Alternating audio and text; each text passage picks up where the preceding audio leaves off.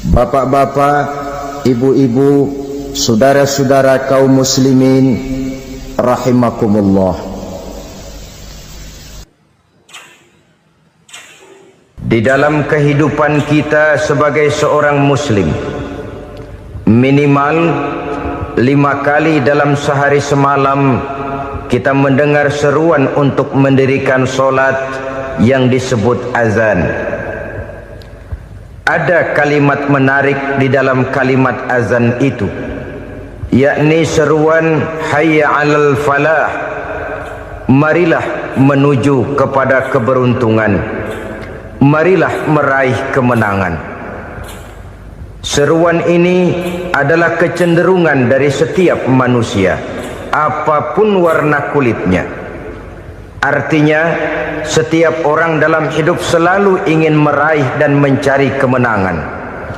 Kemenangan akan melahirkan kepuasan batin, dan kepuasan batin memberikan kebahagiaan. Sedangkan kekalahan melahirkan penderitaan batin, dan penderitaan batin menjerumuskan seseorang di dalam berbagai bentuk kerugian. Jikalau inilah seruan azan, maka masalahnya ialah apa yang menyebabkan kita meraih kemenangan.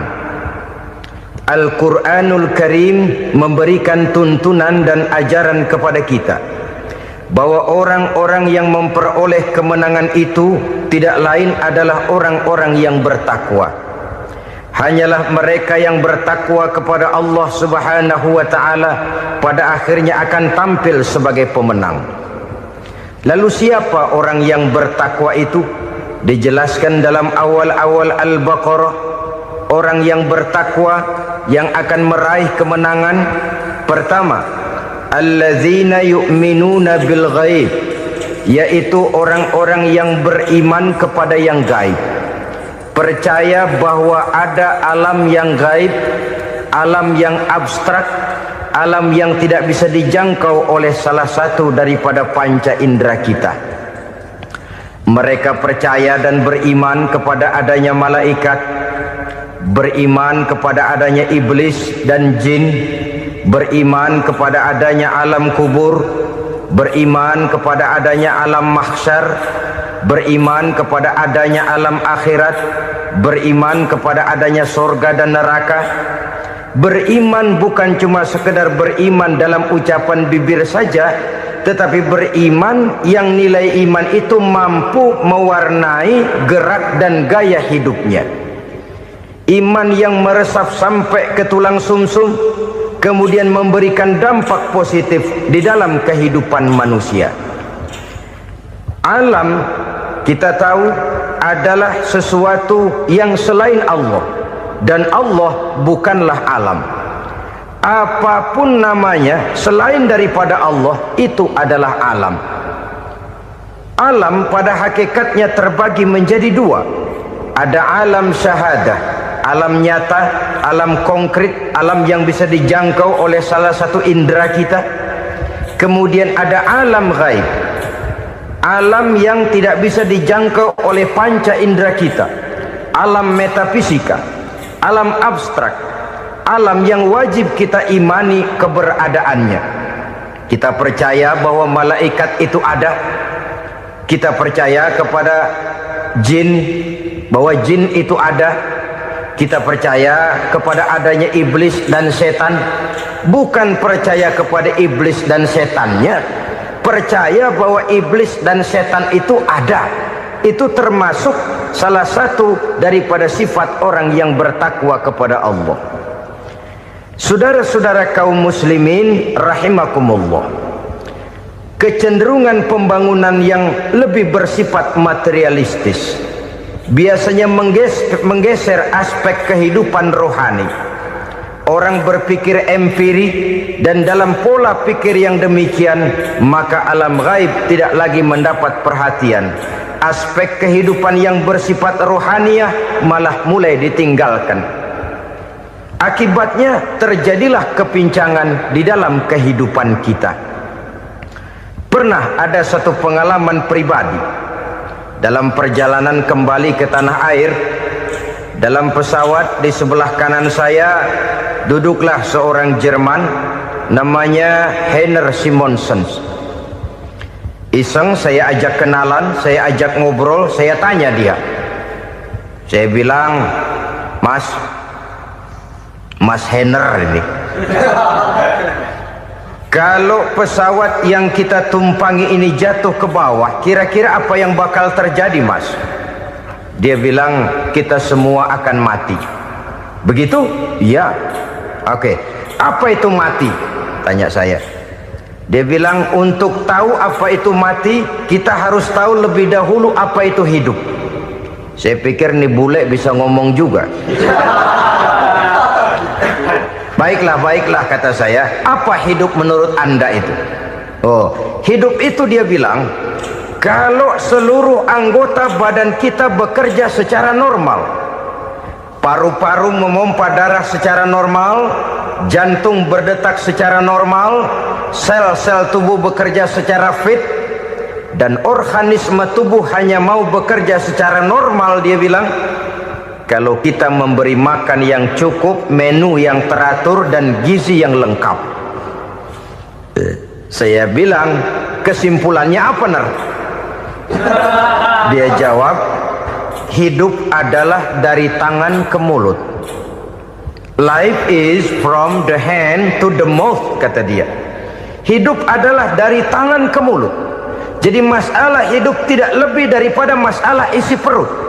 Orang pergi pagi, pulang sore, peras keringat, banting tulang, perut yang dibelain. Saya bilang, you are wrong. Sampean salah, Ner. Kamu orang Islam bukan? Bukan. Pantas. Kenapa saya salah? Dia bilang, ya jelas salah. Salahnya di mana? Kamu ini manusia. Kalau hidup cuma dari tangan ke mulut, saya bilang, kambing di kampung saya juga begitu pikirannya, Ner. Itu kambing di kampung saya, asal perutnya kenyang, sudah hidup dia. Perkara besok bagaimana, lusa prospeknya macam mana, bulan depan ada apa, kambing nggak pernah mikir. Di kampung saya kambing juga pikirannya begitu.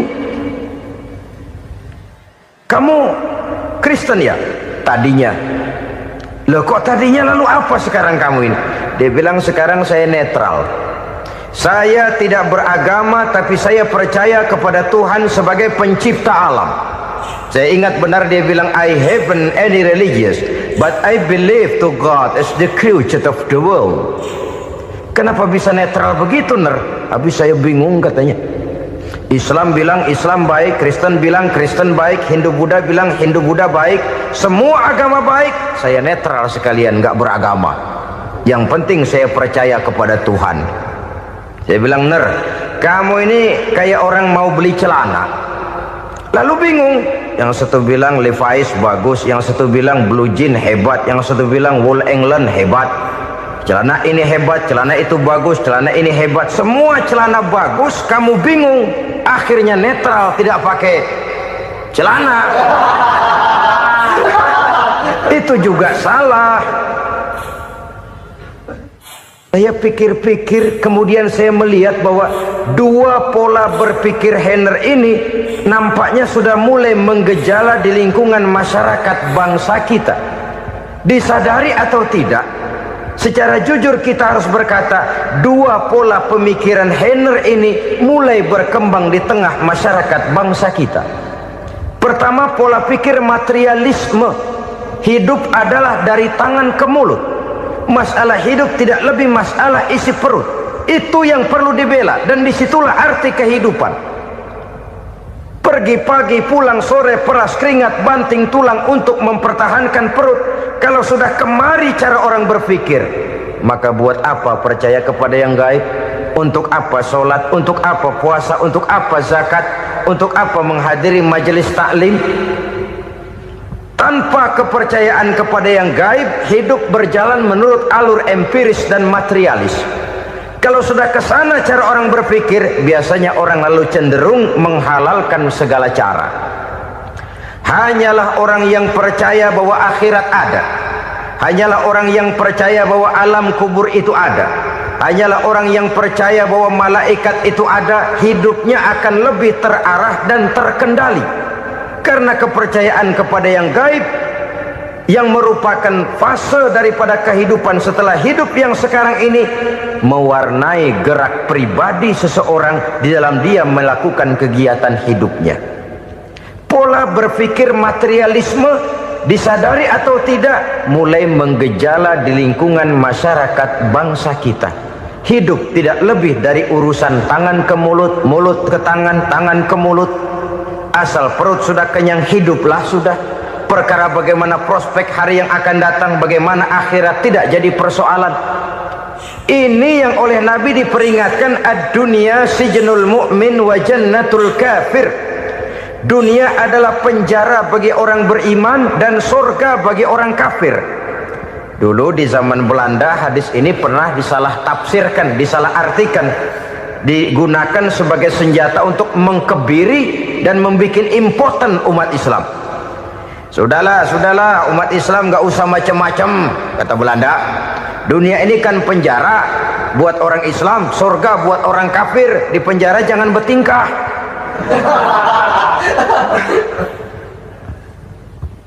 Pengertiannya tidak begitu. Dunia adalah penjara bagi orang mukmin. Artinya dalam kehidupan dunia seorang mukmin tidak bebas memperturutkan hawa nafsunya. Dipenjara hawa nafsunya. Sebaliknya surga bagi orang-orang kafir. Buat orang kafir surgalah dunia ini. Mereka bebas memperturutkan hawa nafsunya, dilarang tidak terlarang, dicegah pun tidak tercegah. Mereka hidup menurut alur bisikan nafsu mereka sendiri. Kemudian bila ajal datang, maut merenggut nyawa, selesailah surganya sampai di situ. Maka bagi orang-orang yang tidak percaya kepada adanya akhirat, kepada adanya alam gaib, surganya sebatas umurnya. Sekali lagi, surganya sebatas umurnya. Bila umur selesai, ajal pun datang merenggut nyawa, selesailah sudah surganya sampai di situ. Alangkah pendeknya perjalanan orang-orang yang tidak percaya kepada alam gaib ini. Bagi kita mukmin, jikalau kita mampu memenjarakan hawa nafsu, kita bisa bahagia di dunia ini. Dan Islam memang tidak menyuruh kita sengsara di dunia. Raih dunia, kejar dunia, gapai dunia sebagai alat untuk mencapai kebahagiaan di akhirat nanti. Hidup adalah satu perjalanan panjang yang terbentang sejak kita terlahir dari alam rahim sampai kepada alam akhirat nanti.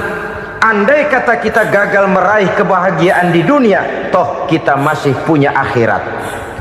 Tapi jangan jadi dalil yang melemahkan semangat. Biarin dah kita di dunia kebelangsak, yang penting akhirat. Akhirnya dunia benar-benar kebelangsak. Bagaimana dunia ini bisa kita raih, dan bagaimana meraih dunia untuk menunjang kepentingan akhirat nanti. Yang kedua, dari pikiran Heiner yang saya lihat menggejala di lingkungan masyarakat bangsa kita, timbulnya manusia-manusia netral. Seolah-olah Tuhan yes, agama no. Sama Tuhan percaya, agama ogah. Tuhan ngangguk, giliran agama godeng. Padahal hampir dalam setiap ayat dalam Quran, kata-kata amanu biasanya bergandeng dengan wa amilus sholihat. Iman dan amal soleh. Ini sebagai isyarat Tuhan dan agama jangan pernah dipisah-pisah. Apabila kita bertuhan, maka kita harus beragama. Apabila kita beragama, maka agama itu harus bersumberkan dari Tuhan yang kita imani itu. Tidak mungkin kita pisah, Tuhan yes, agama no. Sama Tuhan percaya tapi agama bikin sendiri. Sembayangnya cukup bengong 2 jam madep ngulon.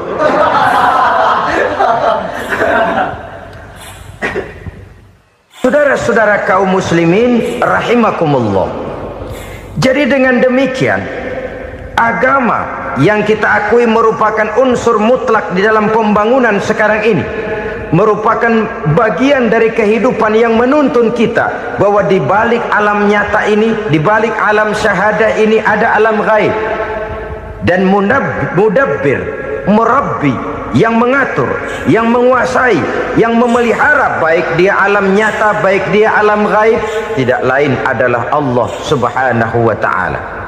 Di sana ada satu super power, satu maha kekuatan yang kita perlu bersandar kepadanya.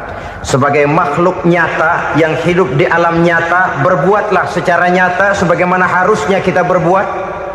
Karena Islam jelas bukan agamanya orang pemalas.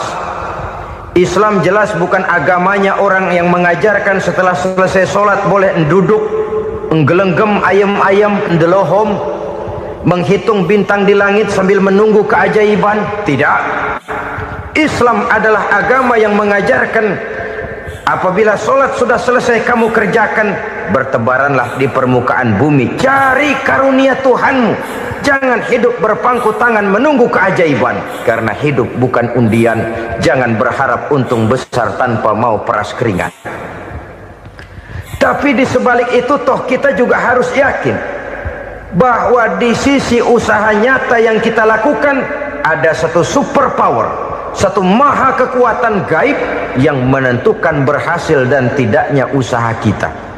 Kepercayaan kepada hal semacam inilah yang mendorong kita untuk mempunyai sandaran vertikal, agar jikalau usaha ini berhasil, kita tidak lupa diri dan lupa daratan. Jikalau usaha ini gagal, kita tidak putus asa dan buruk sangka, tidak cupik pandangan dan sempit hati, tapi mampu melihat persoalan dengan kacamata putih sambil husnuzon kepada Allah Subhanahu wa ta'ala. Kita percaya malaikat itu ada yang namanya Raqib dan Atid, mengawasi gerak hidup kita sampai kepada gerak hati kita. Ini memberikan sugesti agar kita berhati-hati, tidak sejengkal tanah pun kita bisa berlindung dari pengawasan Raqib dan Atid. Ada Munkar Nakir yang akan menyoal kita di alam kubur. Ada malaikat Malik, penjaga neraka. Ada malaikat Ridwan yang menjaga surga. Kita percaya kepada adanya jin, kita percaya kepada adanya setan, iblis. Percaya kepada adanya, bukan mempercayai si setan, si iblis lalu menjadikannya sebagai teman. Tidak. Percaya bahwa mereka itu ada dan merupakan makhluk Allah yang gaib yang diciptakan Allah Azza wa Jalla. Kepercayaan kepada alam gaib memberikan motivasi terhadap gerak lahir manusia, sehingga dengan motivasi kepercayaan kepada yang gaib, gerak lahir jadi lebih terarah, jadi lebih terpelihara. Pernah seseorang bertanya, "Pak, apakah adanya akhirat bisa dibuktikan secara ilmiah?" Saya bilang tidak bisa, tidak bisa. Kenapa? Karena yang berangkat nggak pernah pulang kembali lagi. Kalau dia pulang kemari bisa kita tanya bagaimana enak di sono.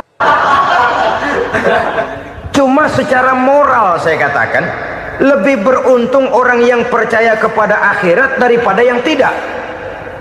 Sekarang saudara percaya akhirat ada, lalu saudara baik-baik di dunia, sholat, puasa, zakat, menolong orang lain, menebarkan kebajikan. Saudara mati, andai kata akhirat tidak ada, toh dalam hidup saudara sudah berbuat baik, paling tidak nama saudara akan dikenang sebagai orang baik. Sebaliknya, saudara percaya, kata saya, bahwa akhirat tidak ada, lalu hidup semau-maunya, tenggelam dalam maksiat dan munkarat, menentang Allah, tidak mau ruku dan sujud, lalu saudara mati, kemudian akhirat ada, ayo mau apa? Bekal tidak punya. Jadi secara moral lebih beruntung orang yang percaya kepada adanya akhirat daripada yang tidak percaya. Dan itu alam gaib yang tidak bisa dibuktikan secara eksakt. Jangankan untuk membuktikan seperti itu, dalam kehidupan sehari-hari saja yang kita rasakan tidak selalu berbentuk toh. Angin, bagaimana sih bentuknya angin? Kita tidak tahu. Merah, buktinya kalau dikerok merah. Yang merah itu kulit, yang kulit kita bukan anginnya. Sakit, rasa sakit itu ada, tapi bagaimana bentuk sakit kita nggak pernah tahu. Kalau kita makan cabai pedas, bagaimana bentuk pedas itu tidak ada, tapi rasa ada. Bentuk pedas hijau, cabenya bukan pedasnya. Tidak semua yang kita rasakan bisa kita gambarkan dalam bentuk yang konkret.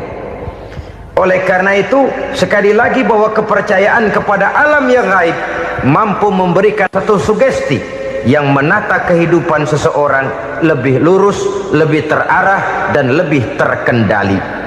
Maka wajar kalau kepercayaan kepada yang gaib mengantarkan seseorang untuk meraih kemenangan. Kenapa?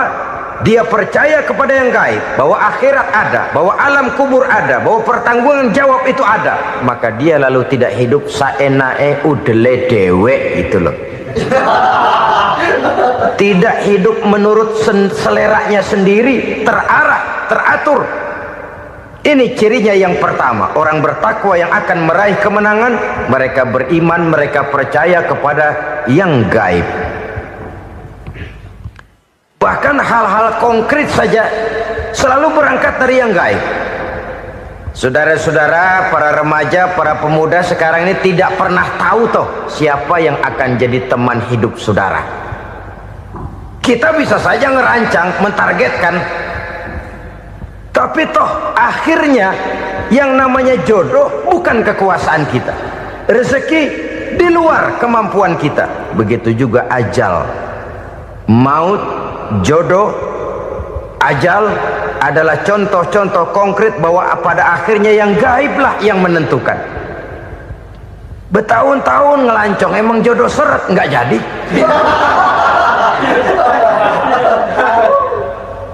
Begitu kenal baru setengah malam nginep ditangkap hansip kan.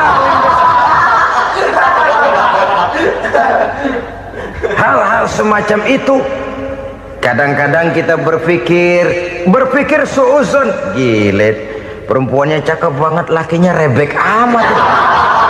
Memang begitulah jodohnya. Memang begitulah jodohnya. Saudara hadirin ma'asyiral muslimin yang saya hormati, jadi hal-hal yang konkret saja kita yakini sepenuhnya ditentukan oleh satu superpower yang gaib itu tadi. Dari sanalah segala ketentuan itu berangkat dan kesanalah segalanya akan kembali. Maka kepercayaan kepada yang gaib meluruskan gerak hidup seseorang dan itu akan mengantarkan dia kepada meraih kemenangan. Satu. Yang kedua, wa yuqimuna shalah. Orang bertakwa yang akan meraih kemenangan itu adalah orang-orang yang mendirikan sholat. Kenapa sholat mengantarkan orang untuk meraih kemenangan? Yang jelas, inna sholata tanha anil fahsya'i wal munkar. Sholat mampu mencegah manusia dari perbuatan keji dan munkar. Banyak filsafat hidup yang terkandung di dalam sholat ini. Sejak kita wudhu sampai kita menghadap ke arah kiblat, sampai kita melakukan gerak-gerak sholat, bacaan-bacaan yang ada di dalam sholat, lalu sampai kepada mengucapkan salam. Banyak filsafat hidup yang terkandung di dalam sholat. Umpamanya saja, setelah takbiratul ihram mulai kita dengan sholat dalam posisi berdiri, diajarkan dalam kitab-kitab fikih agar kita melihat ke arah tempat sujud. Ini kan filsafat kehidupan. Kalau kamu sholat dalam posisi berdiri, lihat tempat sujud.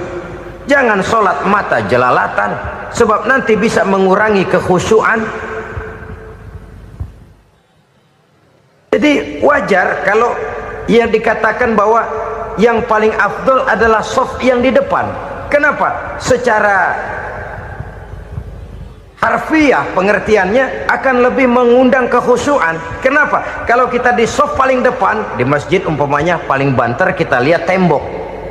Tapi kalau kita shaf di tengah atau di belakang, orang-orang di depan kita pun akan kelihatan. Yang bajunya loreng, yang bajunya genggang, yang bajunya macam-macam. Kita lihat, kadang-kadang kita pikirin, ada yang bajunya bolong. Kita sholat tapi dalam hati, nih orang bajunya robek yang nggak tahu apa. Ada saja hal-hal yang mengusik kekhusyuan kita. Oleh sebab itu diajarkan dalam posisi berdiri, lihat, arahkan pandangan matamu kepada tempat sujud. Ini kan filsafat kehidupan. Maksudnya apa? Kalau lagi diri lihat dong tempat sujud. Kalau udah di atas ingat dong sama yang bawah. Kalau sudah tinggi ingat dong dari mana kamu berangkat. Kalau sudah berkuasa bantu dong yang lemah. Kalau sudah kaya santuni dong yang miskin. Kalau sudah alim bimbing dong yang awam. Ini filsafat kehidupan. Dalam posisi berdiri kau lihat tempat sujud. Ini akan melahirkan kepekaan sosial di mana seseorang mau tahu kepada orang lainnya. Bagaimanapun kaya kita, tinggi pangkat dan jabatan kita, jikalau hidup hanya untuk kepentingan perut sendiri saja, rasanya belum membawa manfaat di dalam kehidupan kita. Tapi efek yang tertinggi sesungguhnya, solat mencegah manusia dari perbuatan keji dan munkar. Perbuatan keji dan munkar walaupun kelihatannya mendatangkan uang, membawa keuntungan, tapi itu keuntungan semu, keuntungan sementara. Dengan menipu orang lain kita bisa dapat untung, tapi tidak membawa berkah. Dan itu adalah kerugian besar dalam kehidupan kita. Maka untuk meraih kemenangan harus dimulai dengan membentuk kepribadian yang tegar, memiliki sandaran vertikal yang langsung kepada Allah Subhanahu wa ta'ala. Dan itu hanya bisa kita tempuh melalui jalur ibadah formal yang sudah ditentukan Allah, yakni solat yang 5 waktu.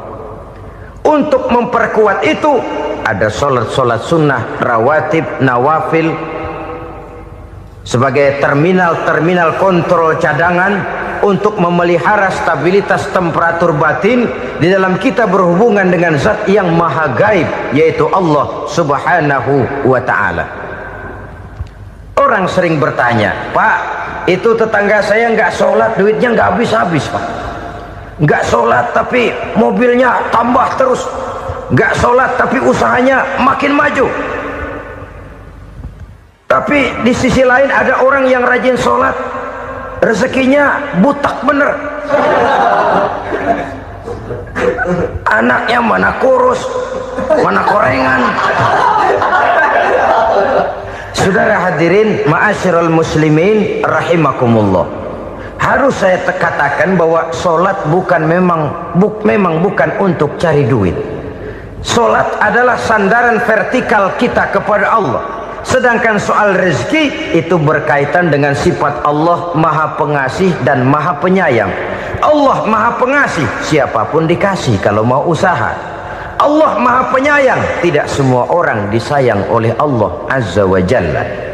Dan belum tentu banyak harta itu merupakan nikmat. Mungkin juga istidraj.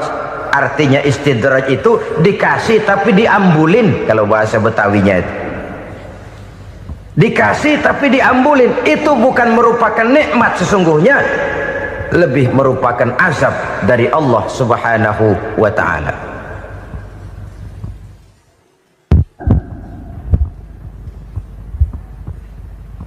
Agama mempunyai sistem solat. Dan kita umat Islam telah dituntun oleh Allah Subhanahu wa ta'ala yang wajibnya 5 kali dalam sehari semalam mendirikan solat. Dan itu tentu berada dalam jangkauan kemampuan manusia. Pada awalnya barangkali kita memang merasa solat itu satu kewajiban. Tapi semakin kita hayati makna, manfaat dan filsafat yang terkandung di dalam ajaran solat, semakin sampai kita kepada keyakinan bahwa solat adalah keperluan kita. Sehingga pada waktu tertentu dinilai puncaknya, kita tidak lagi akan berkata saya wajib solat, tapi kita akan berkata saya perlu solat. Kalau kita sudah merasakan itu adalah keperluan kita, nah di sanalah kita baru akan merasakan ruginya kalau hal itu tidak kita laksanakan. Sepanjang kita masih berkata saya wajib sholat, kita akan lebih merasakan dia sebagai beban ketimbang sebagai keperluan. Yang jelas Allah tidak memerlukan ibadah yang kita laksanakan ini. Dengan kata lain, andai kata satu dunia penuh ini orang tidak ada yang sholat satu pun, Allah tidak akan turun dari jabatan Tuhan. Jangan lalu berpikir kalau kita ngambek se-RW kagak sembahyang Tuhan tekor kali ini ya. Tentu tidak. Itu perlunya kita, bukan perlunya Allah. Dan pada induknya kita akan berkata, saya perlu agama. Kalau secara induk kita sudah memerlukan agama, maka konsep-konsep yang ada di dalam ajaran agama itu pun adalah juga merupakan keperluan kita. Baik dia bernama sholat, baik dia bernama puasa, baik dia bernama zakat, baik dia bernama haji, seluruhnya adalah keperluan kita. Dan sesuatu yang kita perlukan apabila tidak kita laksanakan akan melahirkan kerugian di dalam kehidupan. Jangan heran kalau kita membaca riwayat perjalanan hidup para salafus soleh, orang-orang soleh. Ada yang tahajud sampai 100 rakaat, ada yang sholat malam kakinya sampai bengkak. Kita sekalinya bengkak biri-biri. Ada yang sholat membaca surah dalam Al-Quran sampai khotam Quran. Kok mau? Mereka sudah merasakan itu keperluan. Itu saja soalnya. Satu saat pun jikalau kita merasa bahwa itu keperluan saya, kita pun akan melaksanakan seperti itu. Keperluan saya dalam kehidupan. Inilah yang kedua. Yang ketiga, orang bertakwa yang akan meraih kemenangan itu, wa mimma razaqnahum yunfikun. Mereka membelanjakan sebagian daripada rezeki yang diberikan Allah kepada mereka. Mereka infakkan di jalan Allah. Ada satu dialog menarik. Satu hari seorang anak muda bertemu dengan seorang kakek-kakek yang sudah dikenalnya baik. Bertanyalah anak muda ini, "Kek, umur kakek berapa tahun?" 15 tahun, kata si kakek. "Anak kakek berapa orang?" 1. "Harta kakek berapa banyak?" 15 juta. Si anak muda ini bengong, lalu protes, "Kok kakek bohongin saya?" "Kenapa?" "Saya tahu umur kakek 70 tahun. Kenapa ngaku 15? Saya tahu anak kakek 5. Kenapa bilang 1? Saya tahu kakek miliuner, miliaran uang kakek. Kenapa ngaku cuma 15 juta? Begini, kata si kakek tadi. Benar, umur saya 70 tahun. Tapi dari umur yang 70 tahun itu baru 15 tahun terakhir ini saya merasakan ibadah kepada Allah. Meninggalkan maksiat, jauh dari segala macam munkarat. Maka yang 15 tahun inilah yang benar-benar saya rasakan sebagai umur saya. Benar anak saya 5, tapi yang 4 susah diatur. Cuman 1 rasanya nih yang bakal jadi si buah hati belahan jantung, pelanjut cerita penerus sejarah. Cuma 1 ini yang saya harapkan, yang akan jadi anak soleh, yang akan membuat saya menerima pensiunan pahala. Kalau yang 4 apek dah, nggak ada harapan. Yang 1 nyekek botol melulu. Oh begitu, iya. Lalu kenapa kakek bilang harta kakek cuma 15 juta padahal saya tahu kakek uangnya miliaran, depositonya banyak? Ya karena 15 juta itulah yang saya ingat yang pernah saya belanjakan di jalan Allah. Saya merasa itulah harta saya yang sebenarnya. Yang miliaran yang saya simpan di bank kelak, kalau satu saat saya mati, akan jadi rebutan di antara anak-anak saya. Iya kalau anak saya soleh kayak yang 1 ini. Kalau yang 4 tadi udah tulen dia bakal berantem dah berebut tuh. Jadi 15 juta yang saya belanjakan di jalan Allah inilah yang saya merasakan benar-benar harta saya yang sesungguhnya. Dialog ini patut menjadi bahan renungan kita bersama. Diberikan kita umur 40, 50, 60, 70, 80. Berapa tahun dari umur yang diberikan itu yang jalan mulus, yang kita gunakan untuk melaksanakan ibadah? Banyak harta kita simpan di bank, di lemari, di dompet, di tas. Tapi berapa yang sudah kita depositokan di jalan Allah yang akan menemani kita di hari kita kembali nanti? Maka orang bertakwa yang akan meraih kemenangan, wa mimma razaqnahum yunfikun. Mereka membelanjakan sebagian dari rezeki yang diberikan Allah di jalan Allah subhanahu wa ta'ala.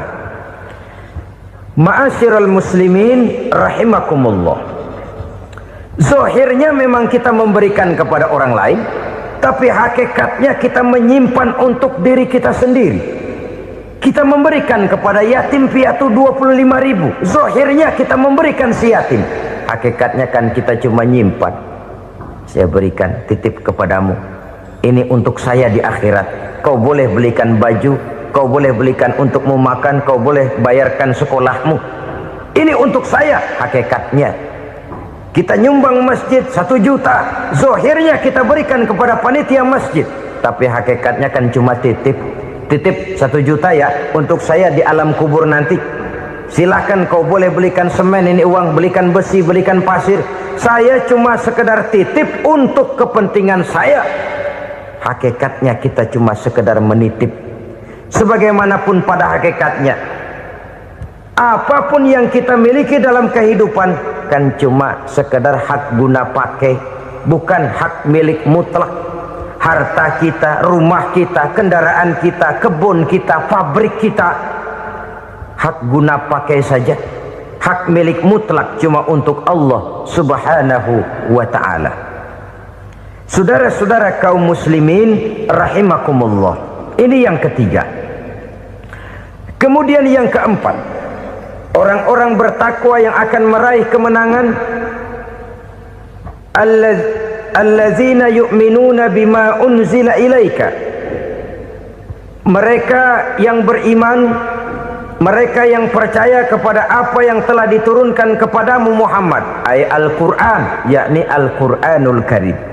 Setelah percaya kepada yang gaib, mendirikan solat, kemudian menginfakkan sebagian dari rezeki yang diberikan Allah, mereka juga lalu percaya kepada yang diturunkan terhadap Nabi, yaitu tidak lain Al-Quranul Karim.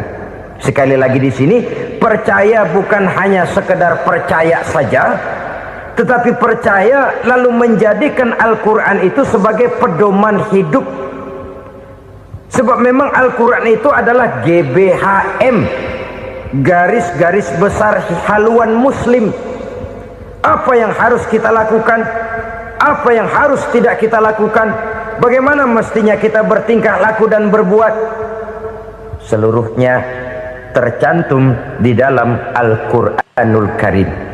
Itu sebabnya ketika satu hari Aisyah ditanya bagaimana akhlak Rasul, beliau menjawab, kana Rasulullah sallallahu alaihi wasallam khuluquhul Quran.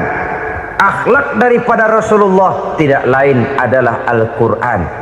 Jawaban simpel ini memberikan gambaran bahwa keseluruhan daripada konsepsi Quran sudah diterjemahkan dalam kehidupan Rasulullah sallallahu alaihi wasallam. Karena kita tahu akhlak adalah keseluruhan dari gerak hidup manusia, sejak ia berpribadi, berumah tangga, bertetangga, bermasyarakat, sampai kepada berbangsa dan bernegara. Al-Quran tetap memberikan sentuhan nilainya. Oleh karenanya, orang-orang yang bertakwa adalah orang-orang yang menjadikan Al-Quran sebagai pedoman dalam kehidupannya. Dan kita yakini Al-Quran diturunkan kepada Nabi Muhammad, bukan merupakan produk Nabi Muhammad. Isi dan redaksinya langsung dari Allah subhanahu wa ta'ala. Kemudian cirinya yang kelima, orang bertakwa yang akan meraih kemenangan itu, wa ma unzila min qablika.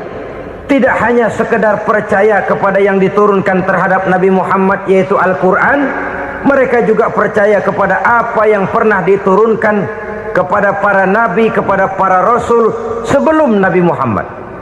Percaya kepada adanya suhuf, percaya kepada adanya Taurat, percaya kepada adanya Injil, percaya bahwa Allah dahulunya sudah menurunkan Taurat kepada Musa, percaya bahwa Allah sudah menurunkan Injil kepada Isa, percaya Injil ada, Taurat ada, diturunkan Allah untuk Isa dan Musa, tetapi tidak wajib mengamalkannya karena kita sudah diberikan Al-Quranul Karim. Ini yang perlu saya garis bawahi. Kita percaya Allah telah menurunkan Injil dahulu kepada Isa. Kita percaya bahwa Allah telah menurunkan Taurat dahulunya kepada Nabi Musa. Kadang-kadang ini dijadikan dalih, dikacaukan pengertiannya. Quran saja mengajarkan bahwa orang yang bertakwa harus percaya kepada Injil, maka pakailah Injil. Apalagi kalau ayat sebelumnya ditilap, dihapus, dihilangkan, Injilnya yang ditekankan, maka akan terjadilah penekanan yang salah arah. Karena salah arah akhirnya bisa merusak dan menghancurkan akidah. Ketika Rasul suatu saat pernah ditanya orang, "Ya Rasul, bagaimana sikap kita sebagai muslim terhadap Injil yang ada sekarang?" Beliau menjawab, "La tukadzibuhu jami'an wa la tusaddiquhu jami'an." Jangan didustakan seluruhnya, jangan juga dibenarkan semuanya. Artinya, ini sudah merupakan gambaran dari Rasul bahwa dalam Injil yang ada sekarang masih ada ajaran-ajaran tauhid yang dibawa oleh Nabi Isa dan diajarkan kepada umatnya. Tapi juga dalam Injil yang sekarang ini sudah terkena intervensi dan investasi manusiawi. Karena itu Rasul menyimpulkan, la tukadzibuhu jami'an wa la tusaddiquhu jami'an. Jangan didustakan semua, jangan dibenarkan seluruhnya. Kita memang percaya Allah telah menurunkan Injil kepada Nabi Isa dulu, tapi kita tidak wajib mengamalkan Injil. Kita percaya Allah telah menurunkan Taurat kepada Nabi Musa, tapi kita tidak wajib mengamalkan kitab ajaran Taurat. Yang wajib kita percayai dan kita amalkan hanyalah Al-Quranul Karim. Kenapa? Oleh karena baik yang ada di dalam Taurat, baik yang ada di dalam Injil, tentu tercakup di dalam Al-Quran sebagai kitab terakhir yang diturunkan oleh Allah Subhanahu wa Ta'ala. Dan itu wajar. Kalau seorang pejabat mau mengeluarkan satu keputusan baru, tentu dia harus meninjau keputusan-keputusan lama. Andai kata dianggap tidak berlaku, dianggap tidak relevan lagi, maka keputusan-keputusan lama itu tentu sudah dianggap tidak berlaku. Sebagian daripada aturan-aturan dalam keputusan lama yang masih dianggap relevan tercantum dalam keputusan baru yang wajib diamalkan. Begitulah hubungannya antara Al-Quran, Taurat, Zabur, dan Injil. 4 kitab samawi yang diturunkan Allah masing-masing kepada Zabur untuk Nabi Daud, Taurat untuk Nabi Musa, dan Injil untuk Nabi Isa alaihi wassalatu wassalam. Ketiga-tiga kitab itu kita percayai adanya. Kita yakini Allah telah menurunkan Zabur, Taurat, dan Injil. Tapi kita tidak wajib mengamalkannya. Yang wajib kita mengamalkannya sekarang ini tidak lain hanyalah Al-Quranul Karim saja. Karena ia mencakup apa yang ada di dalam Zabur, apa yang ada di dalam Taurat, dan apa yang ada di dalam Injil. Keotentikannya bisa dipertanggungjawabkan. Ya, tapi kan Nabi Muhammad sudah mati 14 abad yang lalu, dan di zaman beliau Al-Quran kan belum dikodifikasikan, belum ditulis. Bagaimana keotentikannya bisa dipertanggungjawabkan? Mudah saja. Allah berjanji, inna nahnu nazzalna dzikra wa inna lahu lahafizun. Kami yang menurunkan Al-Quran dan kami yang akan menjaga dan memeliharanya. Allah turunkan Quran, Allah menjaganya. Bagaimana cara Allah menjaga Al-Quran itu? Banyaknya orang-orang yang hafaz Al-Quran. Hafaz Al-Quran 30 juz, 114 surah, 6666 ayat. Sehingga jangankan satu kata, jangankan satu ayat, satu kalimat saja berubah sudah akan timbul reaksi dan mudah dimengerti. Kenapa? Banyak orang-orang yang hafaz Al-Quran. Sedangkan pada setiap akhir tahun biasanya malaikat Jibril selalu mengadakan checking terhadap ayat-ayat yang diturunkan pada waktu itu. Di zaman Nabi sendiri sudah ada usaha kodifikasi. Dan yang lebih luar biasa lagi, sampai hari ini tidak seorang pun mampu membuat satu ayat saja semacam Al-Quran. Ke bahasa manapun dia diterjemahkan, naskah aslinya tetap ikut, rujukan dasarnya tetap ada. Berdasarkan itu, maka tidak mungkin terjadi penyelewengan terhadap atau pemalsuan terhadap ayat-ayat Al-Quranul Karim. Kesuciannya, keotentikannya, kemurniannya bisa dipertanggungjawabkan. Ma'asyiral muslimin rahimakumullah. Oleh karenanya, konsepsi dasar daripada ajaran Islam ini memang tidak lain adalah Al-Quran dan Sunnah. Isi daripada agama Islam yang merupakan iman, Islam dan ihsan, konsepsi dasarnya tidak lain adalah Al-Quran dan Sunnah Rasulullah Sallallahu Alaihi Wasallam. Maka yang kita perlukan sekarang ini adalah terjemahan Al-Quran di dalam kehidupan kita.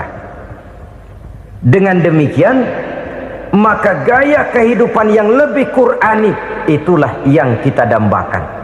Kita perlu memang terjemahan Quran dalam bahasa Inggris, dalam bahasa Belanda, dalam bahasa Jepang, tapi yang lebih kita perlukan adalah terjemahan Quran di dalam kehidupan kita. Konsekuen, tidak memanipulasi, ringan sama kita jinjing, berat sama kita pikul. Jangan kalau lempengan ayat Quran tuh kira-kira enak diamalin, keras teriakan kita. Giliran kira-kira ayat Quran itu mukul kepala kita sendiri, diam kita. Itu ciri yang pernah disindir Allah dalam awal-awal Baqarah juga. Ciri beragamanya orang yang munafik. Kullama adha'a lahum masyawfih, kata Allah. Wa iza azlama alaihim qamu. Apabila terang mereka jalan, apabila gelap mereka berhenti. Artinya, kalau kira-kira di Islam nguntungin, rame-rame pada teriak Islam. Tapi ketika diminta untuk berjuang, ketika dituntut untuk berkorban, rame-rame mengundurkan diri. Nasib agama tidak ubahnya seperti daun pisang yang dikait orang di tepi jalan lantaran tak berpayung di ketika hari hujan. Manakala hujan usailah sudah, daun itu pun dicampakkan di tepi jalan, diinjak pula orang nan lalu. Artinya, orang menjadikan agama cuma sebagai lipstick, decoration only, tidak konsekuen. Hanya pada saat-saat kelihatannya Islam membawa keuntungan, rame-rame orang teriak-teriak tentang Islam. Tapi jikalau diminta berjuang, jikalau dituntut untuk berkorban, biasanya rame-rame juga mengundurkan diri.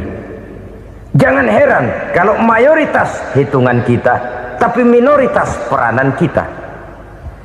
Kuantitas kita dalam jumlah, tapi dalam kualitas kita lebih sering jadi penonton daripada jadi pemain. Padahal itu sangat tidak boleh terjadi. Umat Islam di Indonesia harus bangkit. Umat Islam di Indonesia harus sadar akan keberadaannya. Tidak boleh hanya jadi penonton berpangku tangan. Karena memang agama kita juga mengajarkan untuk konsekuen di dalam menjabarkan ajaran-ajaran daripada agama kita. Kita sering jatuh menjadi umat yang lemah oleh karena kita ini tidak pandai menggalang kebersamaan yang diakibatkan tidak konsekuennya kita. Diistilahkan bahwa umat Islam di dalam menggalang kebersamaannya itu harus seperti orang main sepak bola. Saudara-saudara kan tahu orang main sepak bola itu.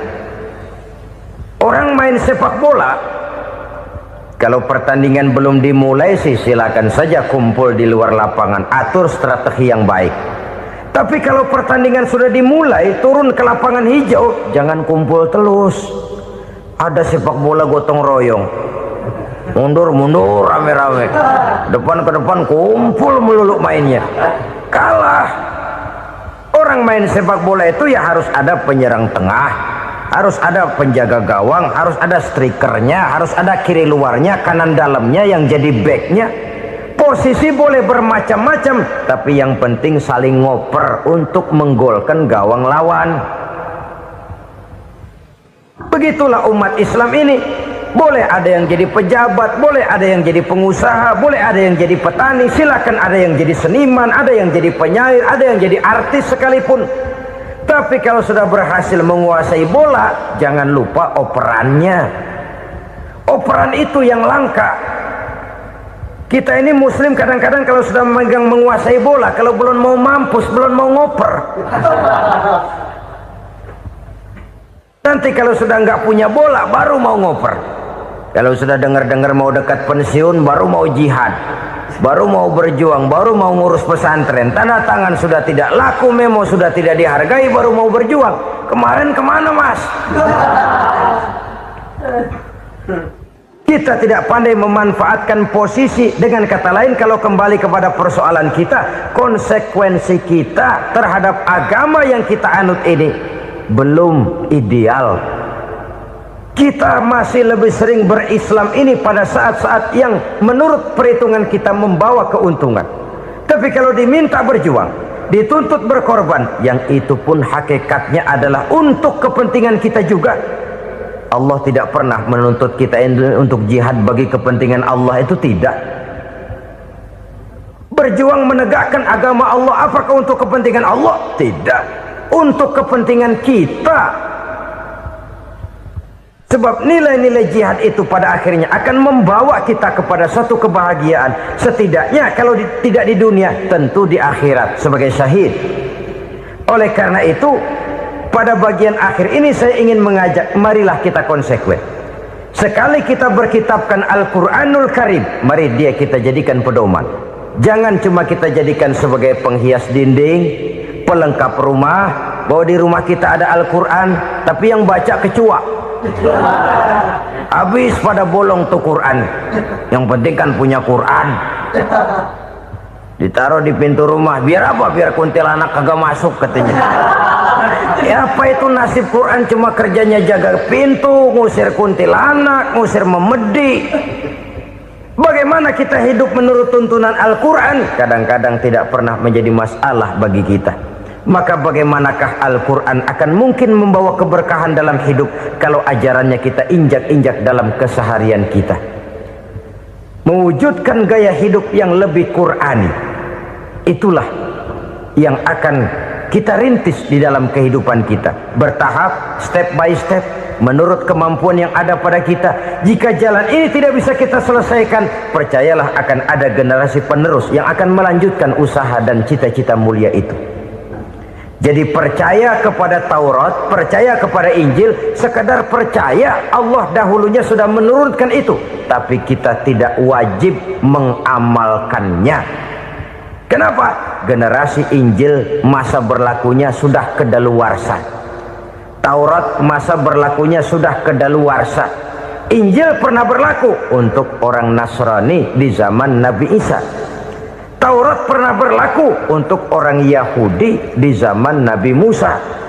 Setelah generasinya berlalu, datang Rasul penutup yang membawa Al-Quranul Karim, maka Al-Quran itulah yang berlaku menjadi pedoman sampai hari akhir nanti. Jangan jauh dari Al-Quran, karena apabila ini kita lakukan, maka kita akan kembali kepada satu gaya hidup yang jauh dari tuntunan agama, dan itu artinya kita akan semakin jauh untuk meraih kemenangan. Saudara-saudara kaum muslimin rahimakumullah, yang keenam, yang terakhir, orang-orang bertakwa yang akan meraih kemenangan itu wabil akhirati hum yuqinun. Mereka percaya, mereka yakin seyakin-yakinnya akan adanya hari akhir, di mana seseorang akan mempertanggungjawabkan seluruh perbuatannya di dalam hidup ini, dan tidak ada satu perbuatan yang bagaimana kecilnya sekalipun yang tersembunyi dalam pandangan manusia yang tidak akan dibukakan persoalannya di mahkamah Qadi Rabbul Jalil di akhirat nanti. Itulah sebabnya maka percaya kepada akhirat disebut secara khusus. Padahal di awal tadi sudah dijelaskan yu'minuna bil ghaib, percaya kepada alam gaib, dan alam gaib ini termasuk akhirat. Kenapa pada bagian akhir disebut lagi akhirat? karena ternyata bahwa kepercayaan kepada adanya akhirat merupakan induk dari kepercayaan terhadap adanya malaikat, setan, jin dan lain sebagainya, dan akan lebih memberikan sugesti dalam kehidupan manusia untuk meluruskan gerak hidupnya. Jikalau satu saat tergerak hati akan berbuat kejahatan, ingin mencuri, sadarlah, awas ada akhirat. Sebab kalau kita cuma teriak awas ada polisi, itu cuma tertunda sementara, begitu polisi meleng embat. Kalau kita ingin berbuat jahat cuma berteriak awas ada hansip, cuma sementara ketika hansip itu ada. Tapi kalau ceritanya awas ada akhirat, mau menyeleweng awas ada akhirat, mau berjudi awas ada akhirat, mau mencuri awas ada akhirat. Keyakinan yang akan meluruskan gerak hidup manusia sehingga gerak itu jadi lebih terarah dan terkontrol, tidak merugikan baik diri sendiri, lebih-lebih orang lain. Ternyata bahwa kepercayaan kepadanya adanya hari akhirat sanggup menjadi sumber daya kontrol dari kehidupan manusia, sehingga ia tidak terjebak dalam perbuatan maksiat dan munkarat. Saudara-saudara kaum muslimin, inilah saja yang kita bicarakan pada pertemuan kali ini. Semoga Allah subhanahu wa ta'ala memberikan kekuatan zahir dan batin kepada kita untuk dapat meraih kemenangan dengan beriman kepada yang gaib, mendirikan solat, membelanjakan sebagian dari rezeki yang diberikan Allah, percaya kepada Al-Quran, beriman kepada kitab-kitab yang diturunkan sebelum Al-Quran, lalu meyakini adanya hari akhirat. Terima kasih.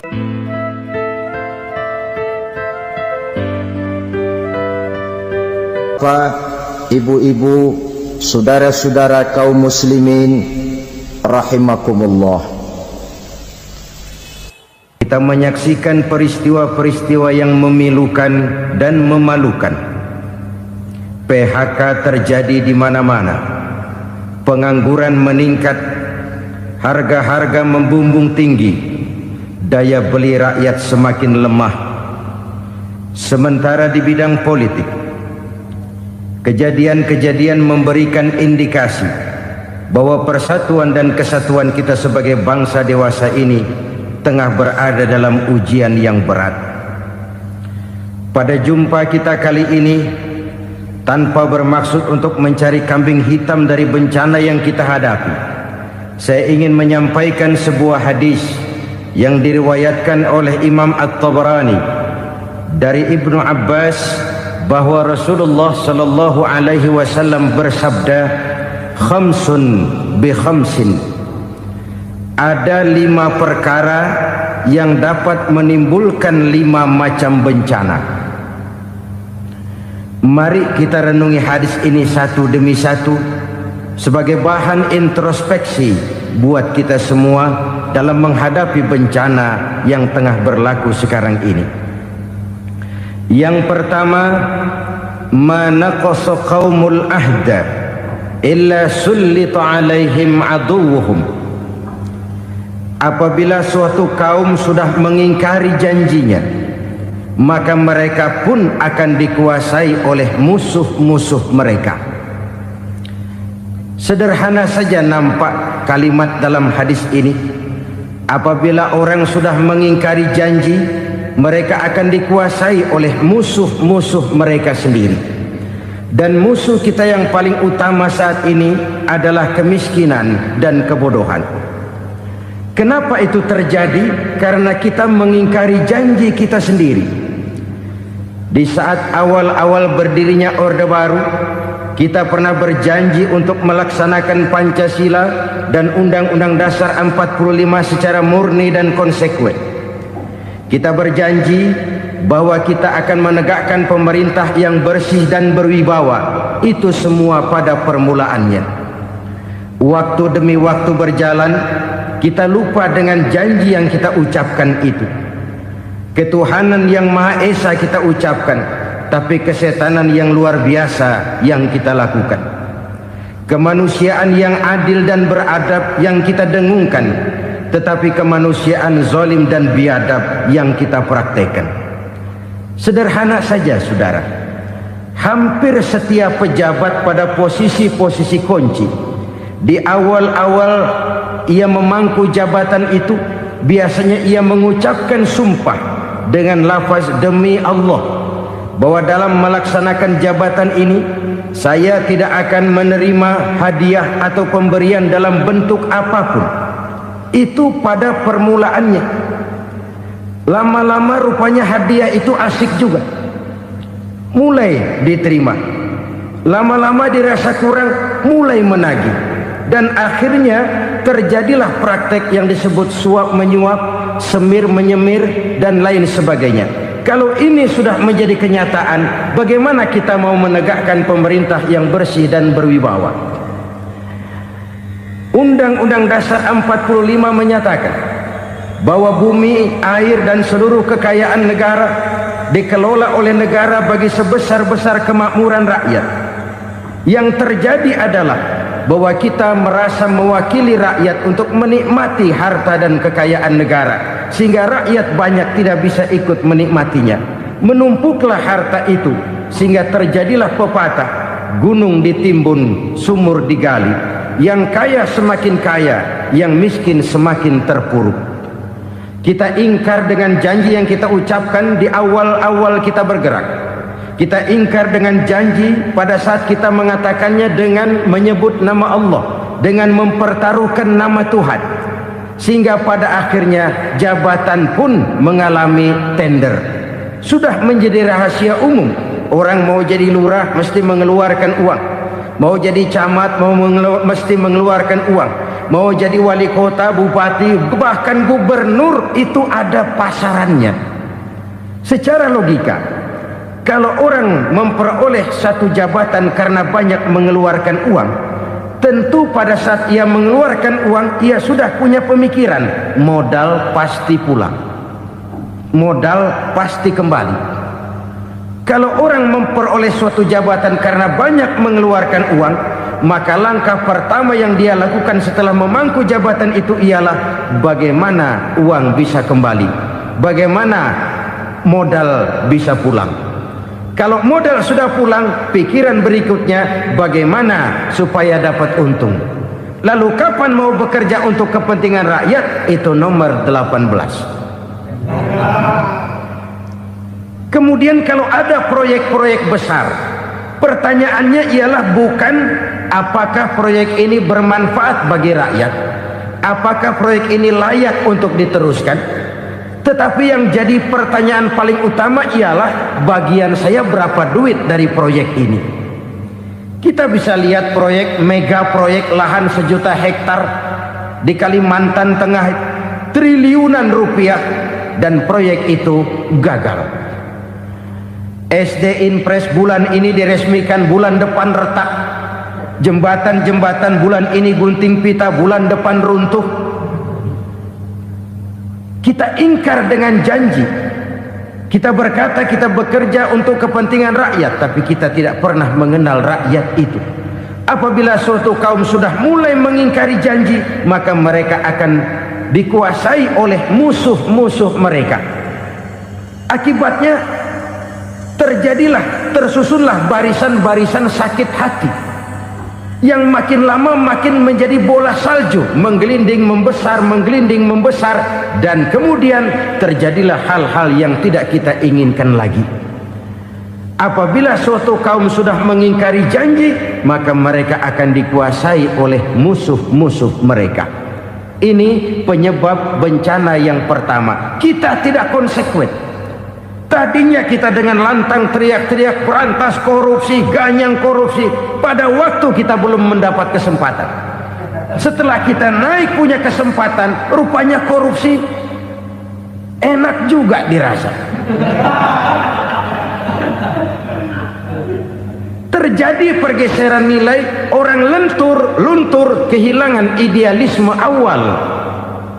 Lalu untuk menghibur-hibur diri, menutup-nutup kesalahan, kita gunakanlah pepatah bahwa tidak ada gading yang tak retak, bahwa kita harus mikul dhuwur mendem jero.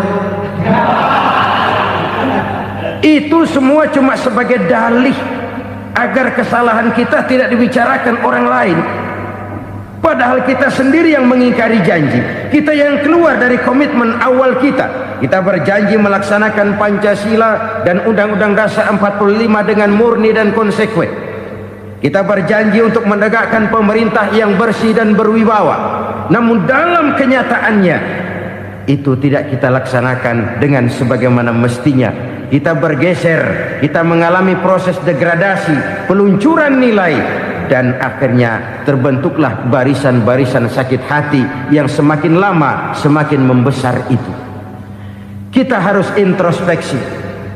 Memang kalau zaman sedang susah, biasanya kambing hitam laris, tukang kompor gentayangan. Itu dari dulu selalu mencari kambing hitam. Karena itu kita tidak bicara orang, kita tidak bicara siapa yang salah, kita bicara sistem, dan sistem itu bisa mengena siapa saja. Kalau orang sudah mulai mengingkari janji, bergeser dari komitmen awal, itu sudah mulai ia mengalami proses peluncuran, proses degradasi. Ini penyebab yang pertama. Kita tidak lagi konsekuen bahwa bumi, air, sumber daya alam adalah milik negara, dikuasai oleh negara, digunakan bagi sebesar-besar kemakmuran rakyat.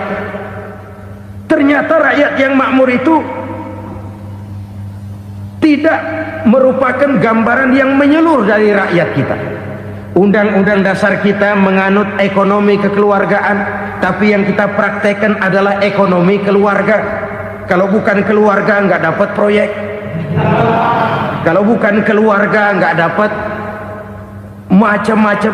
Kekeluargaan kita rubah menjadi keluarga, timbullah penyakit nepotisme. Kita bergeser, kita ingkari janji, dan kita anggap kita atasnamakan rakyat.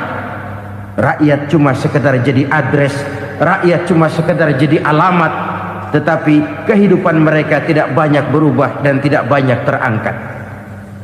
Kaum muslimin rahimakumullah, ini penyakit yang pertama, penyebab bencana yang pertama. Yang kedua, kata Nabi, wa ma hakamu bighairi ma anzalallah. Apabila hukum yang diterapkan sudah tidak lagi bersumber dari hukum Allah, illa fasya fihimul faqru, maka akan bertebaranlah kemiskinan di mana-mana. Ini artinya apa? Apabila hukum tinggal sebuah stempel, apabila hukum sudah diatur menurut kepentingan, apabila hukum sudah tidak lagi ditegakkan secara adil, maka kemiskinan merambah di mana-mana. Hukum diatur menurut selera orang yang sedang berkuasa, maka yang benar bisa jadi salah, yang salah bisa jadi benar. Hukum dalam kenyataan hidup berlaku seperti pisau. Pisau itu kan saudara lihat, yang namanya pisau dimanapun itu tajamnya ke bawah, ke atas tumpul. Kalau hukum itu, kalau untuk rakyat, hukum itu tajam bukan main, cepat sekali dilaksanakan. Tapi giliran menengah ke atas, yang gedean dikit berbuat salah, hukum tompul. Hukum pura-pura tidak dengar. Akibatnya terluka rasa keadilan rakyat. Satu kasus rakyat diam, dua kasus rakyat diam, tiga kasus rakyat diam, kasus terakumulasi di hati rakyat. Luka rasa keadilan, dan itu menjadi sumber bencana. Penjarahan, kita tidak setuju itu, tapi kita harus melihat kausalnya. Itu kan tidak berdiri sendiri. Itu kan karena terlukanya rasa keadilan rakyat, melihat kesempatan ini tidak merata. Kalau rakyat ini yang ngajukan kredit ke bank, walaupun jumlahnya cuma jutaan, ratusan ribu, susahnya 17 setan. Tapi ada orang-orang tertentu yang agunannya palsu, jaminannya palsu, bawa kata belece, bukan cuma miliaran, triliunan kredit bisa keluar. Terluka rasa keadilan, hilangnya kesempatan. Rakyat cuma dapat kesempitan, jarang dapat kesempatan. Dari lukanya rasa keadilan ini. Memang ya entah lipstik, entah basa-basi, dibentuklah tim ini, dibentuklah badan pengawas ini, dibentuklah tim ini. Kalau membentur tahu, hancur tahu. Tapi kalau tim yang dibentuk membentur karang, bukan karangnya yang hancur biasanya, timnya yang bubar. Kenapa? Yang dibentur batu karang yang sangat keras. Kita main-main dengan hukum, kita tidak konsekuen dengan hukum. Luka rasa keadilan dan itu terakumulasi.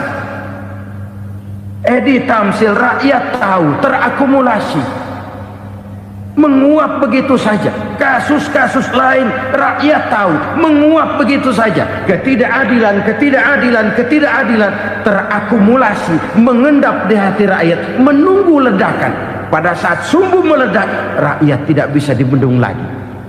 Oke, kita tidak setuju dengan penjarahan, tapi jangan melihat itu sebagai peristiwa yang berdiri sendiri. Kenapa itu terjadi? Kausalnya kenapa?